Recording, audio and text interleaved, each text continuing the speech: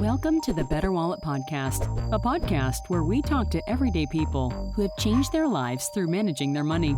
We talk about their money journeys, the good, the bad, and the ugly.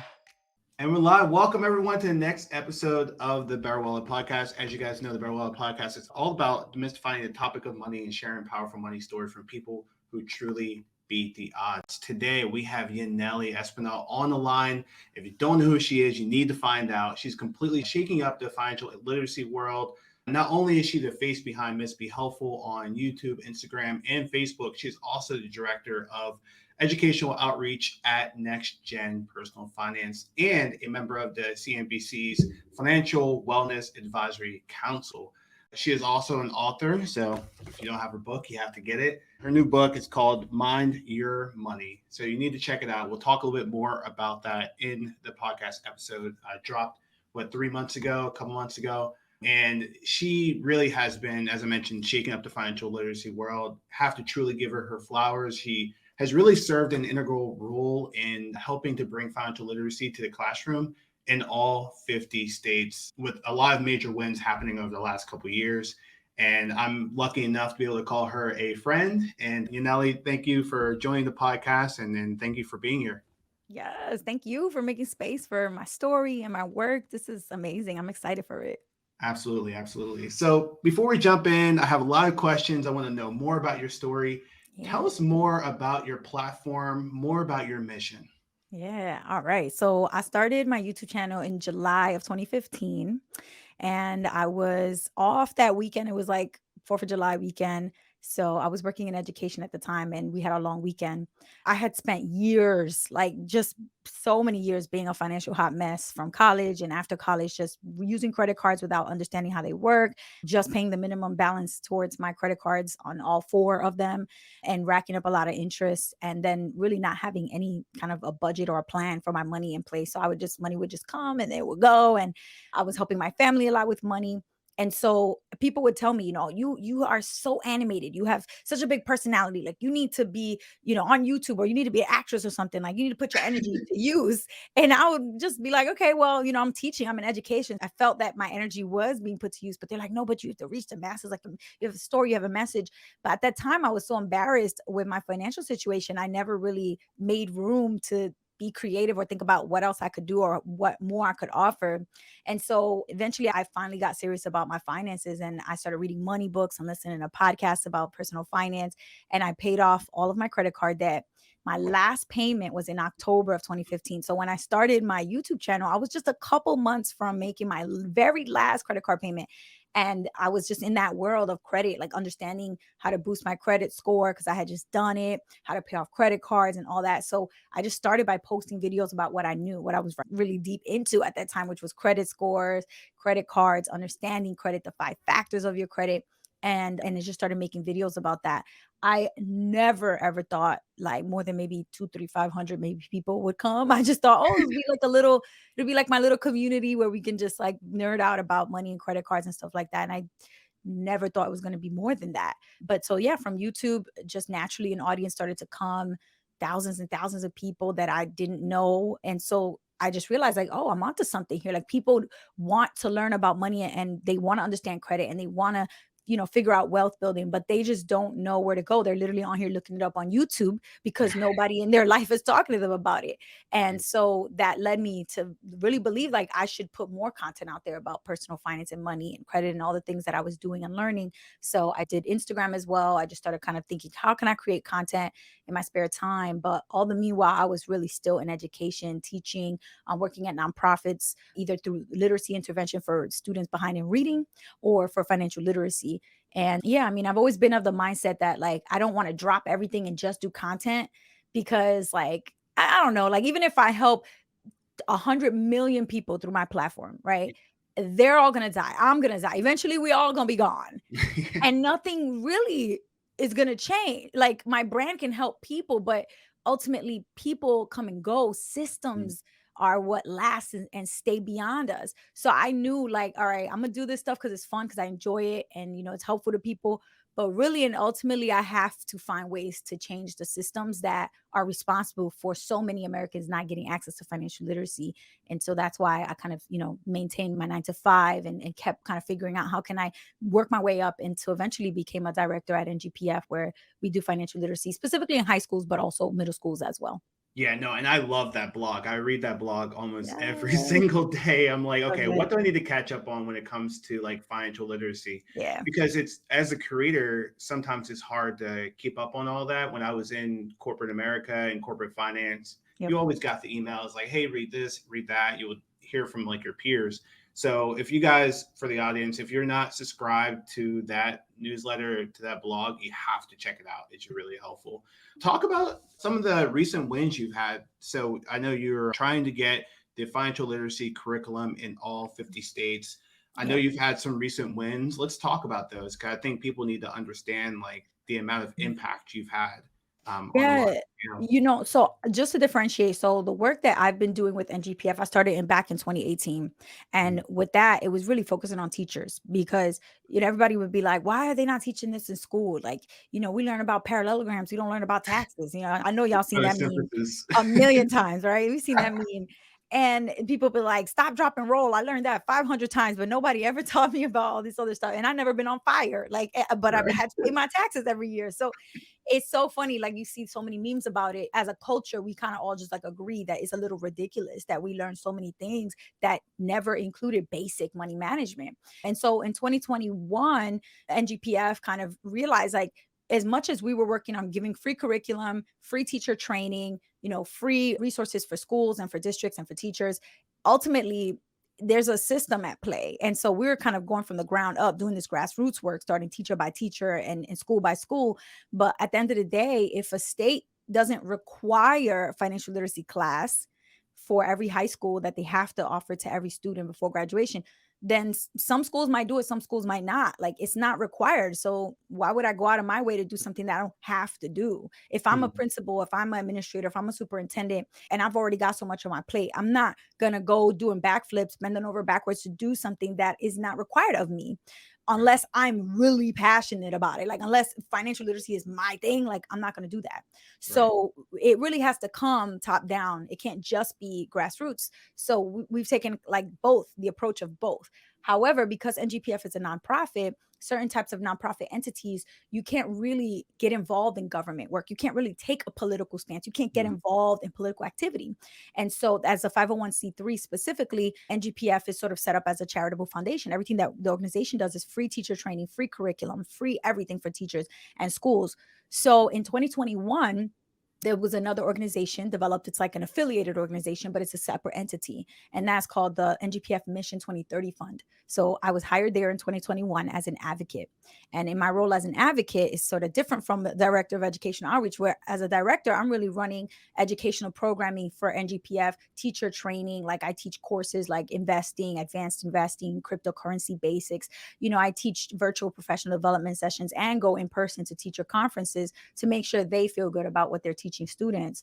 Where do you Where find the time? Jeez. Oh, listen, my weeks I'm like, are wow. my weeks Like are nuts. writing it down like, damn, I didn't know you did all that too. Yes, it's my weeks are nuts. So like the 3 days in the middle of the week, I really just dedicate to NGPF work. And then Friday, Saturday, Sunday, Monday, that's where I'm doing social media work. I reach any kind of like podcast reviews, different things. Like it just depends where I slot it in. But the beautiful thing is like no matter what I'm doing, it's all in service of the same mission, whether it's under NGPF umbrella or Miss Be Helpful umbrella, whether it's under the advocacy umbrella that I work under Mission 2030. Like all of it is to improve access and expand access to financial education. So I feel like I'm just never not working, but at the same time, I love it. Like I hate the saying that like, oh, if you pick something you love, you'll never work a day of your life. Like I don't buy that. I get tired of working sometimes, right? Like I just got back from a week-long vacation for my birthday because I needed a break. Like, and Yeah. so I think it's important to take those breaks, but it's true that it's a lot easier to grind and go like the Energizer Bunny, like just keep going and going when it's something that you're really passionate about, when you love it, Right. versus just showing up to some factory to do repetitive work like you don't really feel passionate about. So yeah, that being said, the advocacy work that I started doing in 2021 is a lot more political, which what it looks like is going state by state and saying to lawmakers, senators, representatives on both sides, Republicans and Democrats, and saying, what does the state need to do to be able to require a personal finance class at the high school level? Do you need to overhaul the entire high school graduation requirements? Do you need to just add a new class? Do you need to swap out one credit for this one? So an assessment needs to be made. And then what needs to get done so that can happen. And Right. what happens is usually people are on board right away. I had a big success back in 2021 in Florida. That was my first real big win, which was HB 1054. It's a piece of legislation that was signed by the governor in the state of Florida to require every student in a public school in the state of Florida to have to take a full semester of personal finance before they could graduate. Same as they have to take algebra, they have to take biology, they have to take a certain course set. Now personal finance is one of those classes. And, after Florida, it was like Iowa, Georgia, Michigan, Kansas, New Hampshire, West Virginia, Indiana, Minnesota, Connecticut, Louisiana, I think is the most recent, which is kind of amazing because FinCon's going to be a NOLA in 2023 and Louisiana just passed the requirement.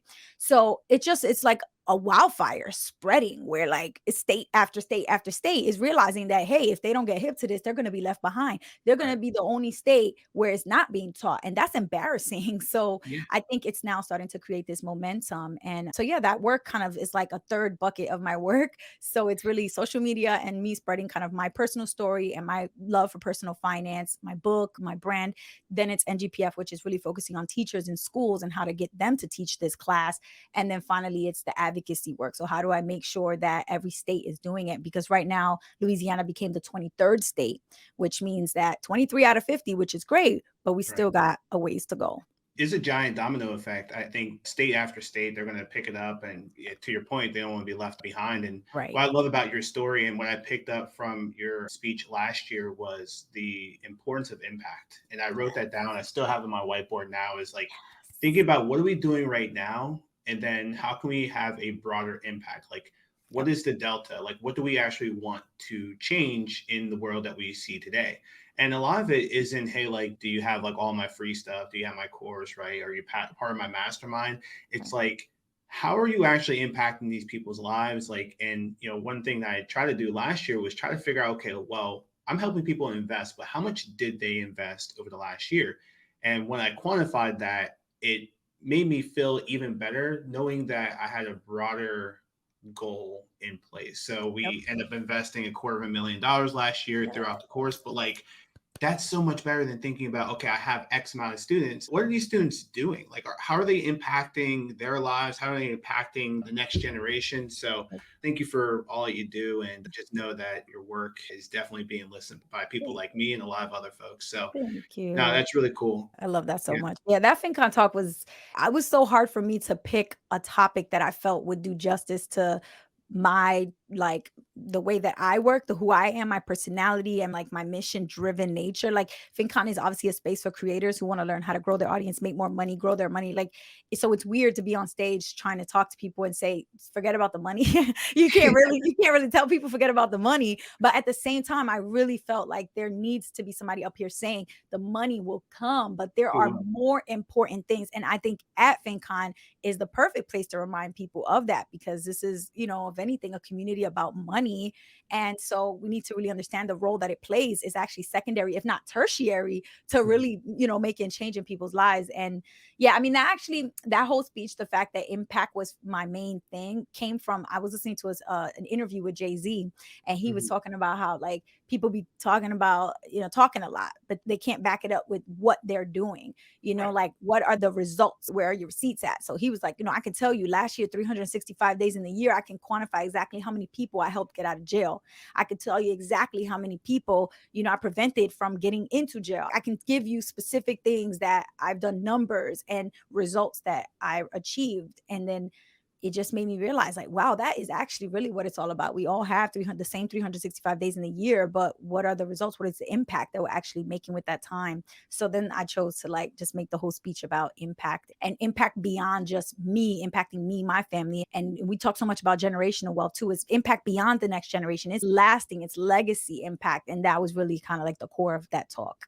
I totally agree. Yeah, and I think that's like very critical is like teaching that next generation because to your point, we will pass away. The people that we're impacting will eventually pass away. It's just how are we teaching the next generation to not only learn this information and apply Yes. it, but then also pass it down, Pay it right? forward. Each one Yes. teach one is like a big part of what I believe in here. Yeah. Where I have people, I have students that are part of my course and my community where I'll say, yeah, I know you learned all this and you implemented it, but like, did you teach the next generation? Because if not, it stops here. Boom. So that legacy and impact is critical. And that really goes for any type of niche, right? So Yeah. finance or whatever your job might be or what you're passionate about, think about your overall impact. Like, how are Yeah. you impacting people beyond the folks that you're actually talking to? Yeah. And then how are you able to quantify that? That way you can spread your story more effectively. So I love that. And thank you for picking that as a topic because it Yeah. changed my life. It changed a lot of other people's lives, I'm sure. Thank So let's talk about another way you're going about impacting the broader community. You now have this book. Again, guys, it's called Yes. Mind Your Money. I'm curious, like, how did you get started? How did you get to the point? And how did you find the time to write a book while doing everything else? Right. So Woo. what was your mindset when you said, you know what, Yanely, I need to write a book and I need more people to learn about my story and then how to manage your money? Okay, I knew that I don't enjoy writing. So that's was automatically off the True. bat, Yeah. it made it hard for Mhm. me to come to the decision to write a book. I spent all 4 years in college, like, dreading writing. One of my majors in college was art history, which is straight up writing 30, 40-page papers about one painting or, one artist or a specific, art period or type of art. And, while I enjoyed the art, like, I didn't enjoy the writing. So I was Mhm. like, "Oh god, like 30, 40 pages." Like, I would force myself to bust out these papers and just stay up all night writing, and it felt like a chore. So Mhm. for me, writing has just remained that. It has always felt to me like a chore. And some people love writing, like they just can't wait to get home, open up a journal and just write. Some people love working out. They just can't wait to get to the gym, pump, pump. And other people are like, it just feels, oh, I just hate it. It's like it's such a chore, right?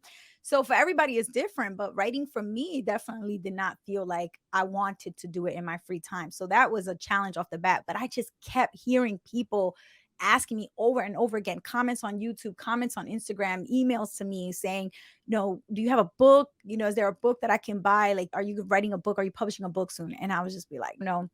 And so eventually I'm like, all right, why do I keep saying no? If, that's kind of how I started on YouTube. People kept telling me, like, you need to have a YouTube channel. Where's your channel? Where's your online presence? Like, you have such a personality. And now here's the same thing happening. People ask me, where's your book? Like, you should have a book. You have a great story. And so I just kind of eventually said, all right, look, next time somebody asks me if I have a book, I'm going to say yes.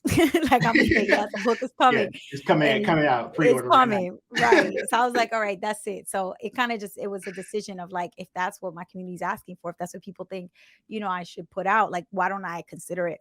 So I sat down, I just started thinking of ideas. And honestly, for me, my gut instinct was to jot down stories, kind of like an outline of a bunch of bullet points. And each bullet point was like a story, all these different stories that I could think of where money came up for me, or I learned a money lesson, or made a money mistake, all these things that honestly it was just storytelling. So that made it easier because it didn't feel like I was writing an academic paper. It felt like I was telling stories, and I love telling stories. So I was just like, oh, if I take this approach, I think it would make it less dreadful for me to actually write a book. So it started with just a bunch of different stories. And this was in 2019 that I actually like made the decision and started jotting down some stories and some possible title ideas and just like brainstorming things. But then, of course, 2020 hit.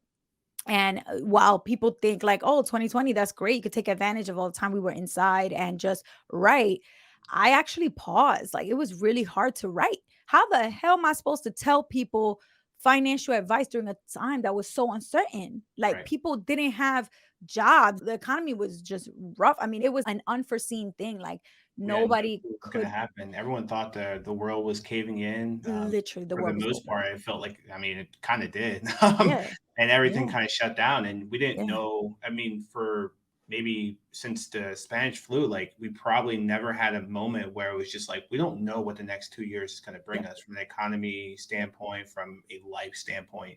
So yeah. I totally hear that. And what's different about it is like with social media, like let's say I make a video and it's no longer relevant because the world has changed too much. COVID Mm. changed things and it just doesn't make sense for that video. I can just go on there, mark it private or take it down, delete it.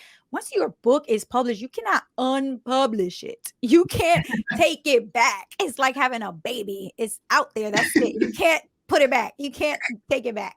So And the parents are probably like, I wish I could. I wish I could. I'm sure. And I wanted to make sure I didn't feel like that about the book. Like I wanted to really make sure once the book is out there, I want to be proud of this book. I want to feel like I'm so glad I did this. And I didn't think that I could do that in 2020 because it was too strange for me to write about something that was so uncertain that there were more questions than there were answers. And how dare I sit down and start giving people advice during a time where like this advice could be relevant yesterday, but not tomorrow. So I just paused and I was like, let me just wait for things to simmer down, for me to figure out what kind of things are looking like, what this like post-COVID world is going to look like. And so I kind of just paused there. And again, like writing isn't really a great strength of mine or like something that I enjoy. So I just kind of took the approach of stories. So throughout that time, I would journal from time to time and write stories and childhood memories, things that kind of came up for me when I got caught stealing as a kid. Like I'll never forget that, when my parents would tell me there's no money, no hay dinero, like things like that. I would write it all that stuff down as like material, but I didn't necessarily get serious about like structuring it into a book until like about middle of 2021. And then that's when I started, getting more serious, had the draft, the outline, and contacted a company called Scribe Media that actually helped me put it all together into a book. It's kind of like a hybrid publisher. And that was really great. Just having an editor, somebody to work on the cover, interior layout. Like they have professionals kind of handling Yeah. every aspect of the project. So I can focus on what I do best, which is like just tell my stories and Right. then let them handle the rest. And so, yeah, started in 2021, like really officially getting it structured into a book. And it was ready for publishing in May of 2023. So, yeah, almost 2-3 years. But the reality is, with a lot of pausing and a lot of uncertainty with COVID, and the beautiful thing about the way Scribe supports you is that they actually do interviews with you and they help you outline the structure of your book. So a Wow. lot of the what's on paper is really just those initial interviews and you don't have to start from scratch. Mm. Like I remember just feeling intimidated. Like I'm gonna open up a blank Google Doc and start writing. Like, what am I gonna what am I gonna write? Like it's a blank page is so scary versus here's an outline that for based on our conversation about what you want the book to look like. And then here's a whole bunch of hours of interviews that we've done where you've told stories, where you've answered questions, where there's material here for the book. So it just was so much easier to start with something than to start from scratch. Yeah, I love that. And I mean, it just reminds me of the importance of just starting small. I think a lot of times when people Yeah. think of building a book or having a platform or even whatever your goal might be, I think we often look at the end goal and say, okay, like that's insurmountable. Like we can't actually do that. But if you start small, those days that you are just doing the little small things, 1%, 2%, right? Eventually you'll get to the point where you have it built out and you're like, man, I have a book already. Like that's crazy. Yep. Let's dive into the book. It's a really good one. I'm making my way through it. What I like the most about it is that you not only talk about like investing and budgeting, you also talk about money mindset, which I think is very key because in my opinion 95% of like investing and managing your money is your own mindset. Once you can get past that or you make that mental shift, then everything else becomes a little bit more easier because you're already thinking about Yep. budgeting and paying off debt and investing. Yep. But for someone who's like, hey, like, is this book for me? Kind of walk through who you kind of wrote the book for Yeah. and maybe describe that to the audience a little bit. Yeah, I mean, I think this book was written for me back when I was starting and I didn't find a book that spoke to me. I picked up every type of book. I mean, I've read literally all the classic money books. Mhm. And first thing I noticed was most of them were written by white folks, mostly white men, but some white women too. The very first book I ever read was Susie Orman. So shout out to her. Great, series of books that she has, but not really feeling like I could relate or that she could relate to what I was experiencing.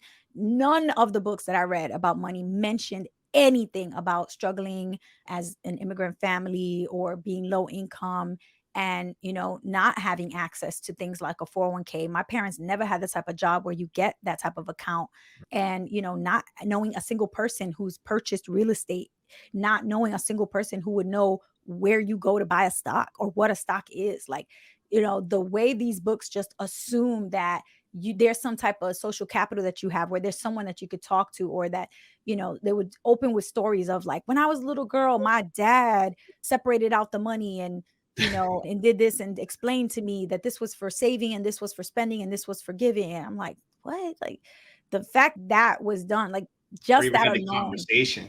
Like, it's crazy. Right. Like, it's wild to me. Even the thought that your parents would talk to you about money, like I would ask my dad for $5 and he'd be like, "For what?" And I'm like, "To buy French fries and pizza after school." He'd be like, "I don't have money." He'll give me $1. So Right. it's such a different relationship with the people around you and the money, if there was any money. And so that to me just stood out so hard. Like, while I'm so grateful that I read all those books because they literally gave me the information that I needed to get started, it Mm. always felt like there was a disconnect between the writers and me and our stories. And it just felt like there was that piece was missing. So I wanted to write a book that really validated the experiences of people who have not been seen or heard through traditional personal finance books.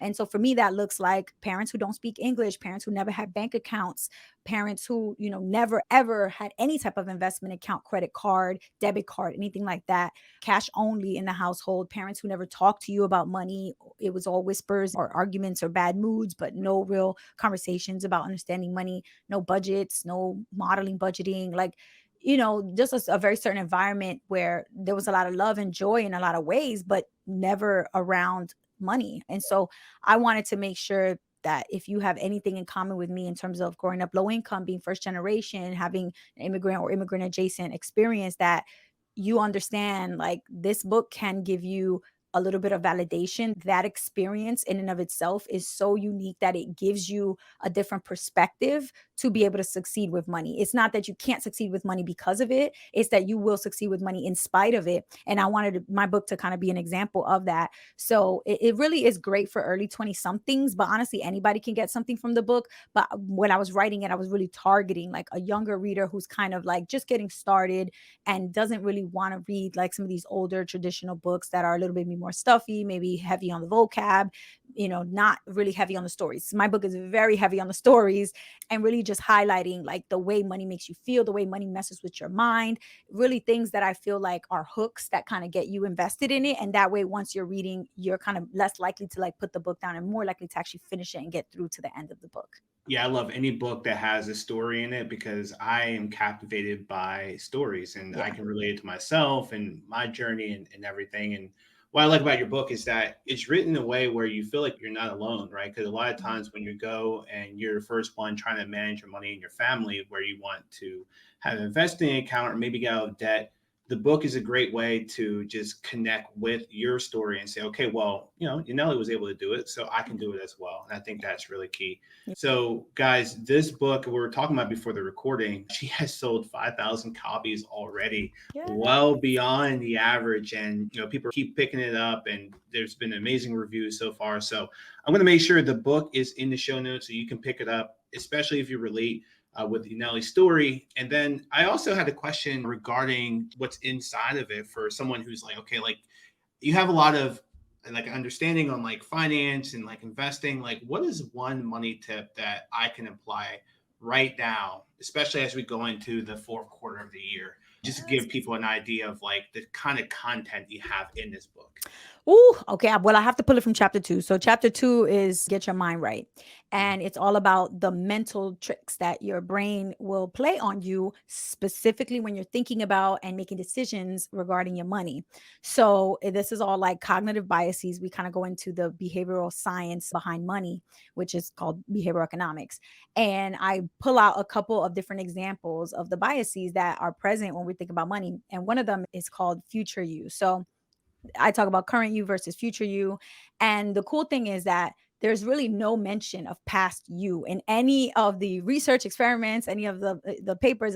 It's just current you and future you, which is kind of cool because it automatically off the bat means whatever happened in the past with money is irrelevant. It doesn't matter. We're so quick to harbor on things that like we made mistakes with money in the past, or like, but I always have done this, or but I, this is the big mistake that I made. I can't let it go. I'm so dumb for that, or I can't believe I did that and can't forgive myself for it. And when you look at the research, it's just focusing on what you can do in the present moment and in the future. So that to me was very inspirational.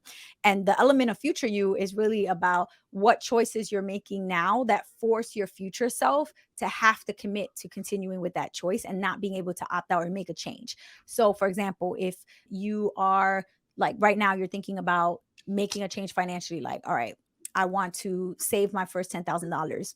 But, I can't do it right now because like money's tight. But I know that like at the end of the year, I'm gonna have my annual review. So when I get my salary bump, then I'm gonna go ahead and save my $10,000. That is pushing off this money change, that financial decision that you want to make to future you.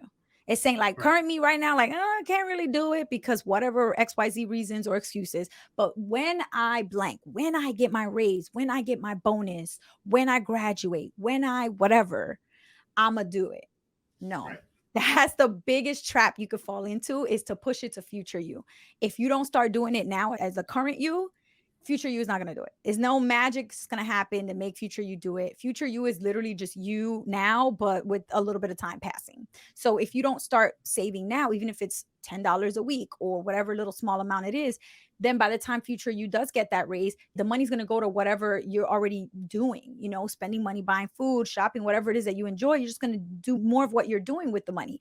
So if you don't add saving now to what you're doing, it's not going to happen. So, and the research shows people do this all the time and they just keep putting it off to future you and it doesn't happen. So the best way is to put yourself into a binding contract with current you. So Mm, future you has no choice because is already like you're bound to it. So the right. way I did that was when I got like my first real private company job that was outside of education and not in a nonprofit. I got a 401k and I was looking at the paper and one tiny little, the terms and conditions and fine print was like, if you check this box, you will automatically add 1% to your 401k every year without like, any notice. Like you're just, it's going to happen automatically. And so I clicked that box. I checked it so fast because I remember thinking like, oh, this is that future you thing. Like next year, I'm going to just not even feel it. And they're going to automatically increase my contributions by 1%. And they're going to keep doing that every year until it hits the max. So for me, that was a perfect example of an opportunity to force my future me to do this important thing that I know I probably won't want to do it later because I'd rather get the money. But if I Mhm. commit now, future me has no choice but to make sure to make that commitment. So that's one thing I would say. What are the things that you're trying to do financially that you keep putting it off to future you? And how can you make a change now so it's not something that you keep delaying? Because the longer you delay it, less Mhm. likely you are to actually, achieve that goal financially. Straight facts. Yeah, there's a lot of things you just said that I think are extremely important. Number one, just forgetting about the past in a way, like it brings me back to one of my favorite movies, The Lion King, Hakuna Matata. So Yes, that's the first thing that popped in my head. I love that. Like, so just, no worries, like the past is behind you. Like, just think about that concept. And Right. then the other thing that I want to quickly highlight for anyone who's like, okay, what is Nelly talking about? The 1% increase per year. So, guys, if you guys are not doing this right now, I won't say recommend, we can't say recommend in finance, but suggest that you do this. If you have a 403B, TSA, whatever, a lot of times you're able to click. Normally, it's a box, like let it be online or your Yeah. paperwork that you're filling out, where they'll ask you, do you want to increase your retirement contribution by 1% or 2% or 3% next year? The benefit of that is that, to Yanely's point, like you won't actually feel that. Likely, you won't feel 1% of your salary being put away. However, over the long run, if you continue to do that with salary increases, because you have to have a salary increase because of inflation normally, that can lead to hundreds of thousands of dollars that are compounding over time. And Yep. like there's been multiple studies from Fidelity to Vanguard to Charles Schwab that suggest that you should do this. And when I was at Vanguard's 401k department, that was a question that we always used to ask. Do you want this turned on? Because we knew what was going to happen down the road. And a lot of people would be like, hey, no, I don't want to do that. And Right. that's them passing, to your point, like not really thinking about that future you and just thinking about present you. Okay, Yeah. well, I'm not going to have as much money to do whatever you think is like really important. The other thing that I thought was really important that you said is the importance of just starting now. Like starting now is so critical. Like there were so many things I just wish I started years ago, but now Same. in the state that I'm in now, I would just say I'm going to just do it now, knock it out. Yeah. And even this is one of my pet peeves. There's a lot of people that are just like, I'm going to wait until 2014 or I'm going to wait until whenever Yep. or 2024, not 10 years ago. So 2024, which is in a few months, people will say, okay, I'm going to get my money together then. I'm going to start Right. investing then. I'm going to buy this book then. I'm going to buy this course then. Start now. Start now because if you have a 3-month head start, October, November, December, by the time 2024 happens, you're already in the thick of it, right? You're already getting your Mhm. money together. You already made maybe a couple mistakes that you learned from. So when 2024 happens, you have an entire year to reach that final goal by 2025.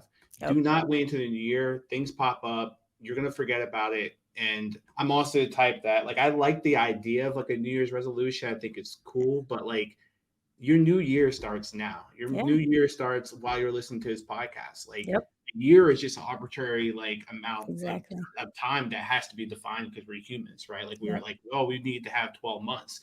You can start your new year, your new life now by Anytime. Yep. first, I mean, learning about finance as it relates to this podcast, and then also getting the Mind Your Money book. So for anyone who's like, hey, where can I find this book? Like, I really connect with her Yes. story. I need to find this book. I need to order it right now. Where can they order Yes. the book? Well, you can order it at mindyourmoneybook.com. That's a website where you can purchase the book. The book, honestly, is on most sites. The website for the book talks about what's in the book and also offers a free guide that comes with the book. You can get the book on Barnes& and Noble, Thrift Books, wherever, but the link on the website is actually going to take you to the Amazon site. If you don't want to buy it there, you can buy it anywhere else. But mindyourmoneybook.com, it has a lot more there. So you can get information about each of the chapters in the book, look at some reviews, kind of look at the book. You'll get a little video about my story, kind of get a little snippet of what the book, the kind of flavor of the book.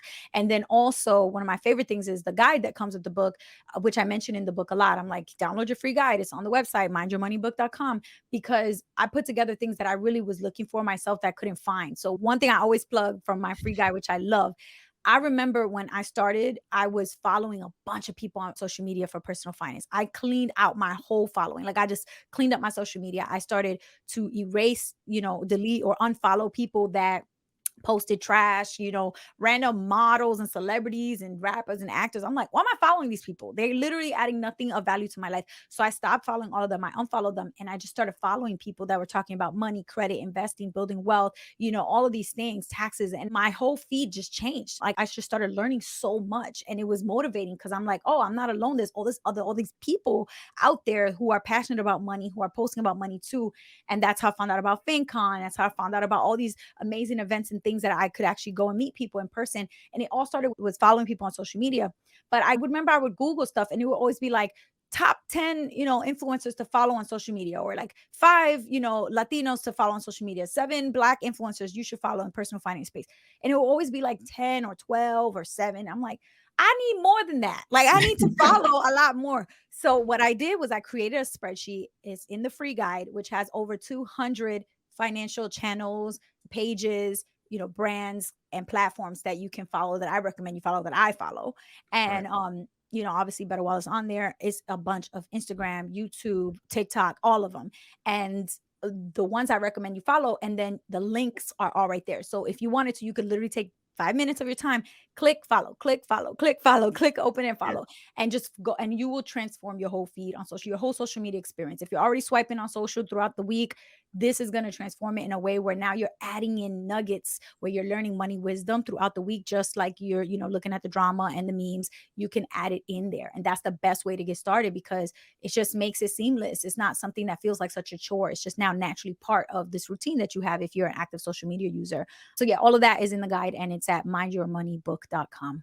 I love that. I love that because there's so many people that are just like, hey, like my feed is full of like BS. And I'm like, change it. Like, it's your Yes, Instagram. Like, change it. literally. Unfollow those people. Follow people that have something to do with your goal. And when I started Better Wallet, I thought about just keeping my personal page and turning it into a business page. But I did that same exercise where I said, you know what? I'm going to create a separate page and I'm going to document my debt free journey. And I'm only going to follow the pages that are going to help me achieve that goal. So Yeah. if you guys are listening, you have a financial goal, let it be paying off debt, budgeting, whatever, download the guide, make sure you have all that. And then just reconsider like who you are following. Does it Mhm. have anything to do with your goals? A lot of us Boom. watch more on social media than we do on TV nowadays. So like you Mhm. have to figure out like what are you consuming? And Yeah. the other cool thing about it is if there are like stretch goals that you have, let it be like writing a book, building a business, whatever, like make sure you're following those pages as well. Cause I truly believe in knowledge osmosis, just being in a room or just consuming that information on Instagram. Maybe you don't fully understand it right now, but you Yep. will. And that will, it's really surprising how your life and what you consume dictates your future. Oh And yeah. once I made that change, and I still do it now, where I'll accidentally follow someone because I'm like, oh, well, Saquon Barkley, who's from, the Giants, he played at Penn State. I'm like, oh, I'm going to follow him. And then the other day I was like, but Why he's am I not following really, him? Why he's am I not following posting. him? Yeah, I was like, he's not really posting anything that I really want to learn about. Like Yeah. he said something the other day that he wanted half of his salary to be in Bitcoin. I'm like, why would you do that? So Okay. Good luck to you, sir. yeah, No, and it's so interesting. I realized that when I follow famous people, like half of the stuff they post is all sponsored stuff because they it's just all use social media sponsored. just to make money. They're not actually creating anything inspirational or impactful or helpful. Like they don't, like when I follow creators, I notice they sit down and actually take time to build out like tips and tricks and little strategies and put it in Canva to make it pretty and things that they'll put like save this, take a Yeah, screenshot to help you this. And I never see celebrities posting stuff like that. They don't, because that's not where the money comes from. They're not in the business of helping people. They're in the business of making money and building their own brand. So it's always sponsored, hashtag ad, hashtag this partner, hashtag that. I'm like, all right, you know what? I'm so over this. So I really started unfollowing a lot of the celebrities I used to follow because I'm like, what are you doing for me? Nothing. I'm giving you the space, the time of day, the brain space to give you attention that helps you make money. And there's right. nothing coming back to me in return. So yeah, Exactly. for me, that was So a big shift. yeah, a lot of those celebrities, I just choose to watch them on, especially the NFL players. Just like I'll watch your games, but like I'm Right. not going to follow your social media accounts. Right. Because Yep. you're right. I mean, they're there to get the sponsored dollars, which get your money, like Yeah. whatever. But like Go it's not ahead, but for got me nothing to do right with me. now, and it's not helping me reach my goals. So Yeah. really important. So for anyone listening, make sure you're going to mindyourmoneybook.com, which I am very surprised you're able to get that domain name. Like you're probably like looking around like, I oh my God, tried listen, I tried to get mindyourmoney.com, but it was already taken. I was like, dang it, somebody got Mind Your Money, but yeah. mindyourmoneybook.com. I was like, I- yes, I got Yep. it. That's awesome. Yeah, no, I feel like sometimes people will look up to see if you have like an LLC and then go and buy a domain. I Right. really believe there's an entire business dedicated to There that. is. They be coming for these names and then they want you to go and make an offer to buy it. So it's just so annoying. They just Yeah. hold on to it until you're desperate enough to pay them a couple thousand. I'm so with you. I think that's like a whole business. People making so much money off of that. Yeah, because someone has betterwallet.com. I had to get the betterwallet.com. And I tried to reach out and they're like $3,000. And like See? when I was first trying to get it, I was like, okay, like that's That is too too much money. Now much. I'm thinking like I should have just paid it because now Mhm. they want 5 grand. I'm just Of like, course they do, because they're inflation and everything. They're yeah. doubling the price. You're right, right. So I'm like, you know what? I mean, one day they'll get me when I feel generous, but for now, I'm not all too We're not concerned. there yet. We're not Yeah, there yet. exactly. So, guys, I'm going to make sure the link and all of our links are in the show notes. Thank you for coming on and Thank dropping knowledge, and you. then also everything that you do. I Thank mean it you. when I say like you are truly impacting so many lives, including my own. And keep doing what you're doing. Thank you so much. Look forward to having you on the podcast one other day, maybe someday in the future.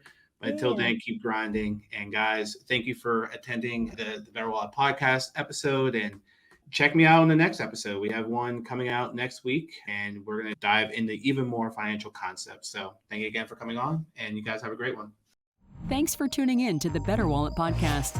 Make sure you subscribe to the show wherever you listen to podcasts. And if you found any value, we'd appreciate a rating and review.